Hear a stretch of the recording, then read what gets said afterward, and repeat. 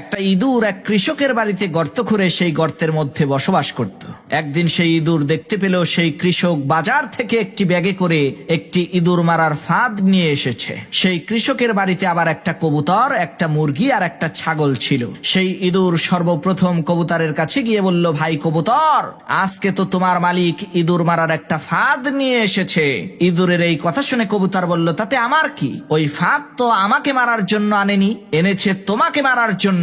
এটা তোমার সমস্যা, তুমিই বোঝো। কবুতরের এই কথা শুনে সেই ইঁদুরটি নিরাশ হয়ে মুরগির কাছে যে ওই ইঁদুর মারার ফাঁদের কথাটা বলল। তখন মুরগিও এই একই কথা বলল, ভাই এটা তো তোমার সমস্যা, এর সাথে তো আমার কোনো লেনা দেনা নাই। মুরগির কথা শুনে সেই ইঁদুর আরো হতাশ হয়ে ছাগলের কাছে গিয়ে ওই ইঁদুর মারার ফাঁদটার কথা বলল। ইঁদুরের কথা শুনে ওই ছাগলটি হাসতে হাসতে বলতে লাগলো, ভাই তোমাকে মারার জন্যই আমার মালিক ওই ফাঁদ বাজার থেকে কিনে এনেছে, তাতে আমার কি সমস্যা?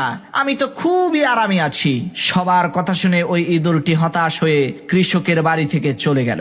এদিকে কৃষকের ঘরে পেতে রাখা ইঁদুর মারার ফাঁদের মধ্যে একটা সাপ আটকে গেল।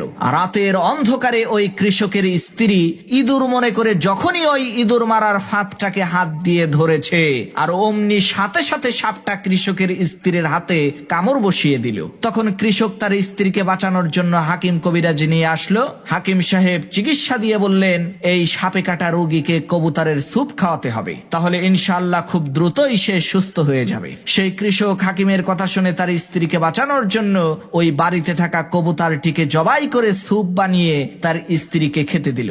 এদিকে তার স্ত্রীর অসুস্থতার কথা শুনে আত্মীয় স্বজনেরা তাকে দেখতে আসলো। তখন ওই কৃষক বাড়িতে থাকা ওই মুরগিটাকে জবাই করে গোশত রান্না করে বাড়িতে আসা মেহমানদেরকে আপ্যায়ন করলো। আল্লাহর কি কুদরত! কিছুদিন পর ওই কৃষকের স্ত্রী সুস্থ হয়ে গেল, যার কারণে ওই কৃষক আনন্দিত হয়ে তার বাড়িতে থাকা ওই ছাগলটাকে জবাই করে এলাকার লোকজনদেরকে দাওয়াত করে খাওয়ালো। প্রিয় ভাইরা আমার, আজকে আমাদের ফিলিস্তিনের মুসলমান ভাইদের বিপদ দেখে যদি আমরা হাসি ঠাট্টা করি, তাদের ব্যথায় যদি আমরা ব্যথিত না হই, তাহলে খুব শীঘ্রই আল্লাহ তাআলা আমাদের ওই মুসলমান ভাইদেরকে ইঁদুরের মতো দূরে কোথাও সরিয়ে নিয়ে যাবে, আর তাদের বিপদকে আমাদের উপরে চাপিয়ে দিয়ে আমাদেরকে কবুতরের স্যুপ বানিয়ে ছাড়বে।